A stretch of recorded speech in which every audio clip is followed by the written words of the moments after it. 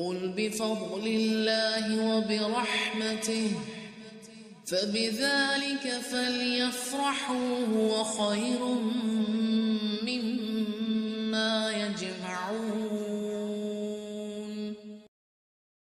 اور اب سب کی اجتماعی خواہشات، یریدون یطفئوا نور اللہ بافواہہم، وہ چاہتے ہیں کہ اللہ کے نور کو اپنے منہ سے بجھا دیں، اور اللہ تعالیٰ انکاری ہے مگر اسی بات کا کہ اپنا نور پورا کرے، گو کافر نہ خوش ہوں۔ وہ ساری اینٹی اسلام کوششیں، وہ پروپیگنڈے، اللہ تعالیٰ نے اس کی طرف اشارہ کر دیا کہ جب لوگ اس طرح کی باتیں کرتے ہیں تو ان کے ساتھ پھر اللہ تعالیٰ کا معاملہ کیسا ہوتا ہے۔ اب دیکھیں یہاں منہ کی پھوکوں سے کیا مراد ہے؟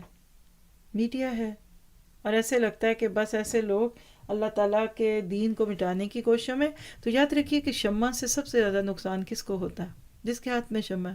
دور والا پھونک مارے گا تو بجھے گی تو نہیں، جس کے ہاتھ میں وہ ایک ہلکی سی پھونک مارے گا بجھے گی۔ تو ایک جملہ نوٹ کیجئے، آج کے اسلام کو مسلمان سے خطرہ، ہم بے عمل مسلمان اپنے اسلام کو دوسروں کے لیے پیش کرتے ہیں۔ اللہ تعالیٰ ہمیں معاف کر دے، بہت بڑا جرم ہے۔